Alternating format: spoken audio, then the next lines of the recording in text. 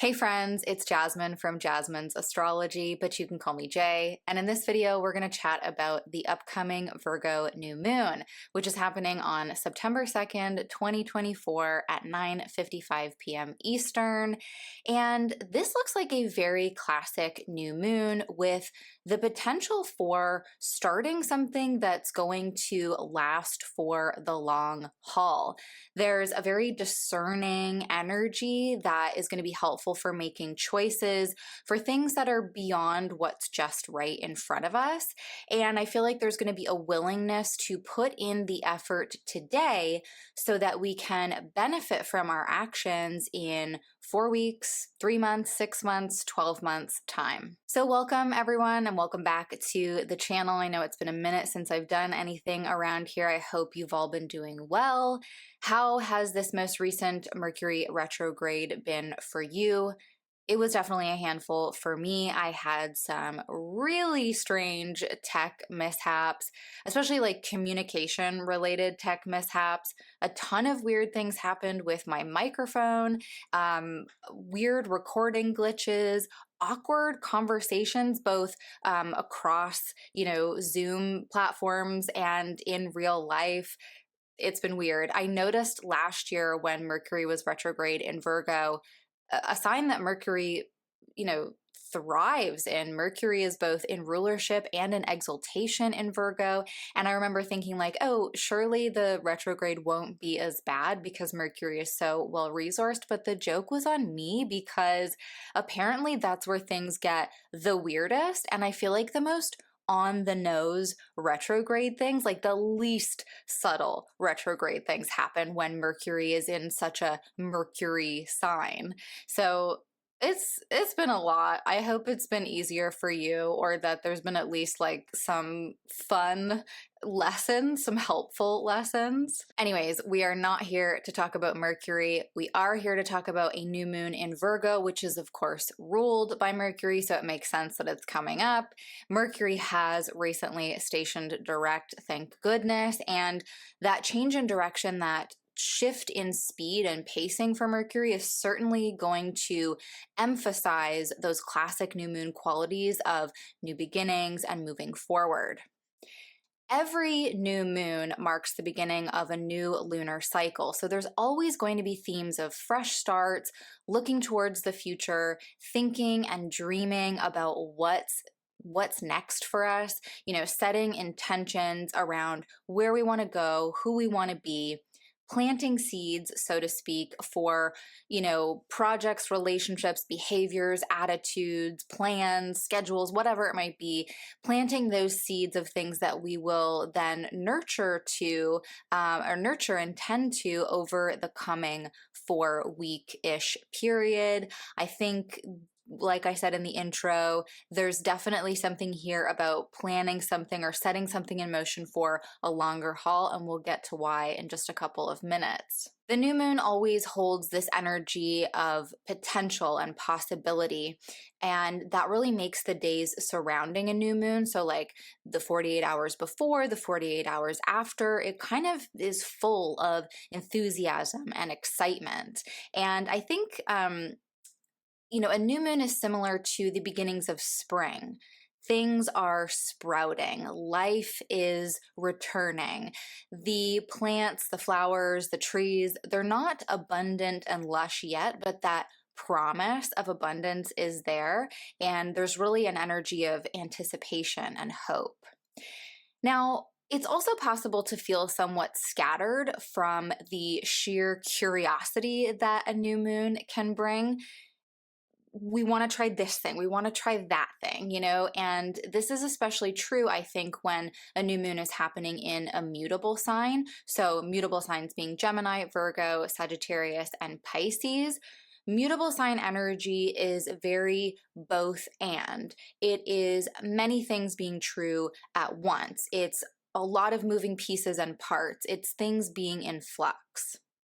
Now, if you happen to be born near the time of a new moon, regardless of what kind of sign it takes place in, you might feel this innate curiosity and excitement about new beginnings. You might find that you're the kind of person that often seeks out new opportunities and that you like to keep things fresh. Now, even with all of this excitement and potential for what lies ahead, we do have to remember that at the time of a new moon, the moon itself is completely dark.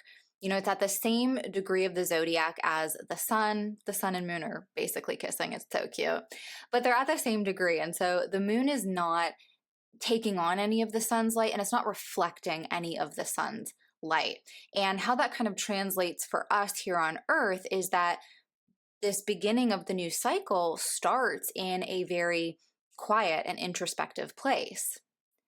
Now, some new moons are going to be louder or more energetic than others. Of course, it's all going to depend on what sign it's happening in, what else is happening in the sky around it.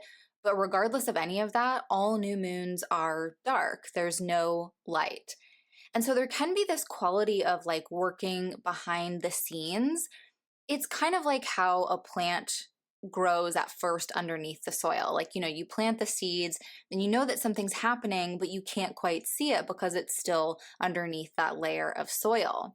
And we just kind of have to trust that it will eventually bud and bloom. So we're setting our intentions, we're mapping out the cycle ahead, we're dreaming about what we want to bring into our world, and we're trusting that this part of the growth cycle is enough for the moment. Like, just all of those basic setting the foundation, getting things in motion at this base level, that's enough for this moment. I mean, planting seeds is a hugely important part of growing anything. If you don't plant the seeds, there are no seeds to grow. And with each new moon, we get to plant seeds in different areas of our lives because each lunar cycle kicks off in a different zodiac sign.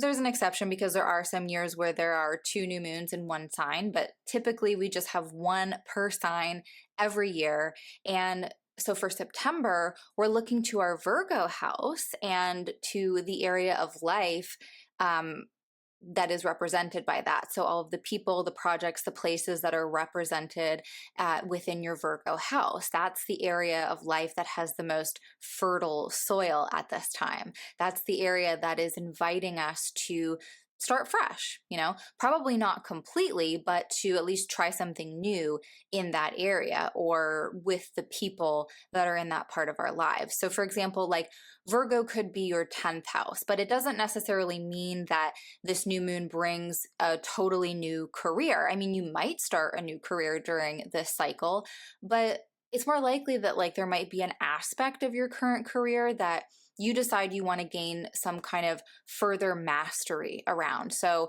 honing your craft around something to kind of upgrade your career in a way.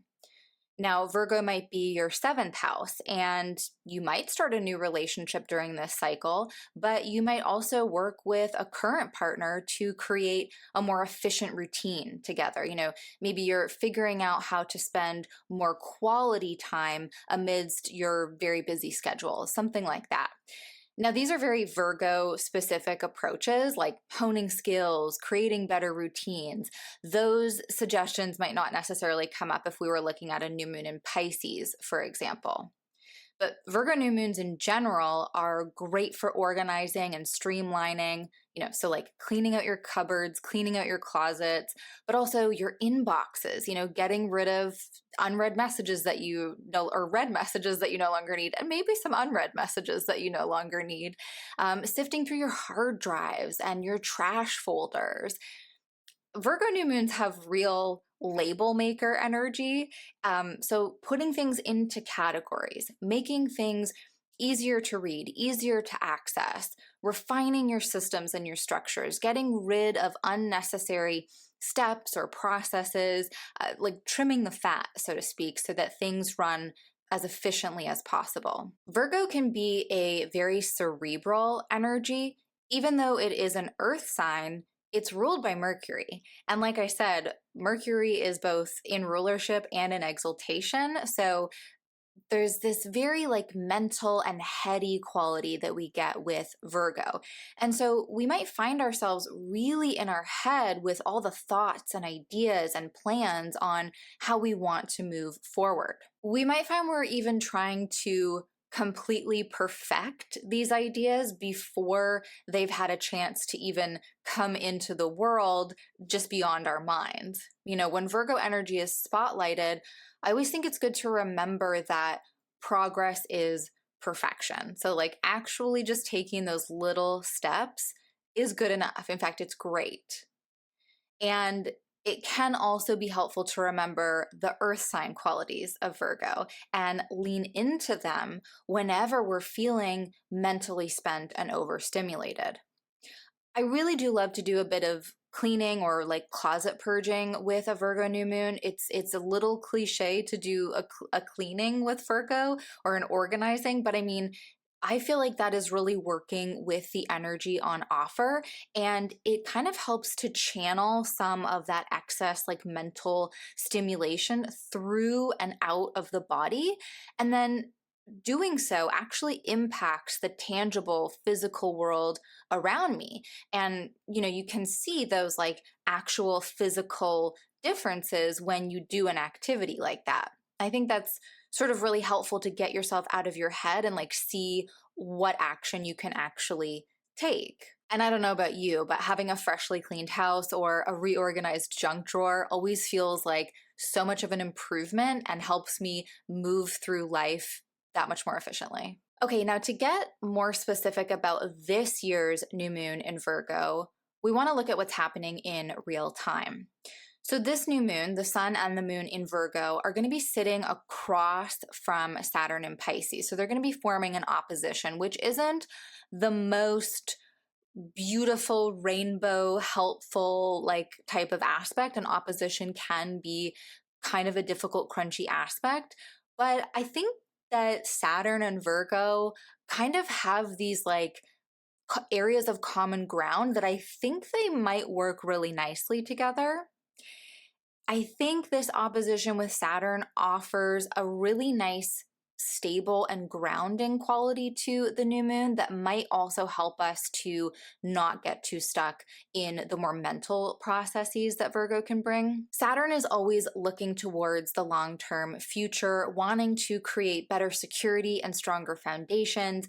And so the fresh starts we want to make at this new moon might have that more long term focus. We might find that this new moon is really about putting something into motion over these next few weeks that will have the solid, stable structure to come with us over a much longer period. We've got this opportunity to create something really sustainable. So there is a common ground between Saturn and Virgo energy that really helps us to consider where and how and with who our energy and resources are best spent. We can take a very practical lens with this combination and be really discerning about what we can and can't fit into our schedule, or what projects we feel really good about committing to and which ones might just need to take a back seat for now. Saturn often brings reality checks about life, sometimes welcomed, other times not, but it's always the truth. And Virgo energy is so great at seeing flaws, the parts of something that just aren't working, the flaw in the mechanism.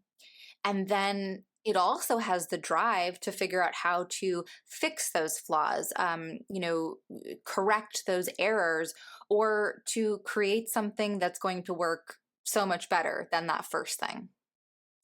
And I do feel like this new moon is going to feel pretty logical and rational. We might need to actively remember that we are emotional beings and to not completely cast aside the way we are feeling and the actual lived experience of our lives.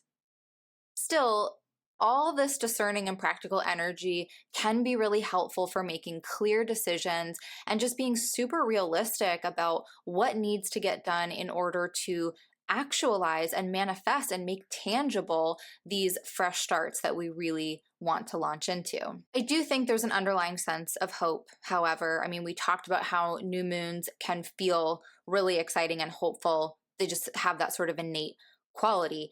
And with Mercury having just stationed direct, that quality of being able to look ahead and move on to better and brighter things is definitely in the mix here. There is this sense that we are ready to leave something behind. And I think that's further emphasized with the connection to Saturn. So, Mercury has done its retrograde, it's retraced its steps, it's gone back and, looked again at the things that needed double checking, triple checking, quadruple checking.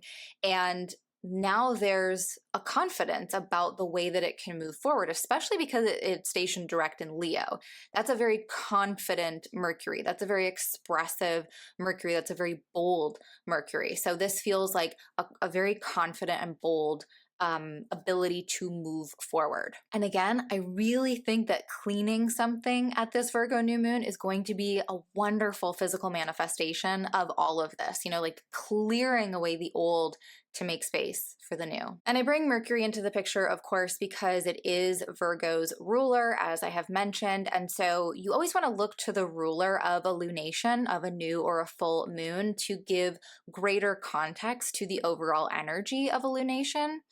And so at this time, Mercury is still kind of finding its footing. It's getting itself back on track. It's picking up its speed, getting back to its regular pace. Like it's not quite there yet, but it is getting there. And with that in mind, I think we should remember that, if this lunar cycle feels a little in flux at the start, if it feels like it takes a couple of tries to really kick into gear, that might be why, is that Mercury is still trying to kick into gear. And I think that's okay, I mean, I think this is a sign that we don't want to launch into anything super quickly, and we want to trust that a bit of a slower start is okay, because the promise of momentum building really is there. Mercury is moving forward. It's going to reach its normal speed quite soon. And within just a week of the new moon, Mercury will move back into Virgo. Again, a sign where it really thrives and a place from which it will likely be able to really help getting our new moon intentions fully off the ground, getting those plans and projects and routines and schedules feeling super smooth and rhythmic almost. So yeah, this is a great new moon for clearing away the old to make way for something new, for making really mature choices about the best use of our precious energy and resources. Creating systems and routines that are really going to support us in not only the coming days and weeks, but in the coming year, 2 years potentially. We are dealing with Saturn, so this new moon might be kind of a peak point in the Saturn and Pisces cycle. Maybe we are simplifying and streamlining and refining some sort of part of whatever that story is for us, that Saturn and Pisces story, and then that's going to help us, with the rest of that transit moving forward. And that Saturn and Pisces transit is going to last until very early in 2026. We will actually get a little bit of a break from Saturn and Pisces for part of 2025, but the transit doesn't fully end until the beginning of 2026. So maybe even just thinking about that as a timeline for something that we're setting into motion here, we do want to consider the Virgo Pisces axis in the chart. So thinking about the way that those two houses interact and sometimes coalesce and sometimes need to, one needs to be prioritized while the other is set off to the side. And also, this is the last new moon before eclipse season, so our next new moon won't have that same classic signature for intention setting and all of the regular lunar rituals. So I think this is a really great time to take advantage of all the beautiful invitations on offer to create something stable, efficient, and supportive for the next little while. All right, everyone, thank you so much for watching. Let me know in the comments, where is Virgo in your chart? Do you have any plans for this new moon? Do you have any longer term plans? How's Saturn and Pisces been going for you? I'd love to hear any and all of your astro stories. Happy new moon in Virgo, everyone, and until next time, I'll catch you in the cosmos.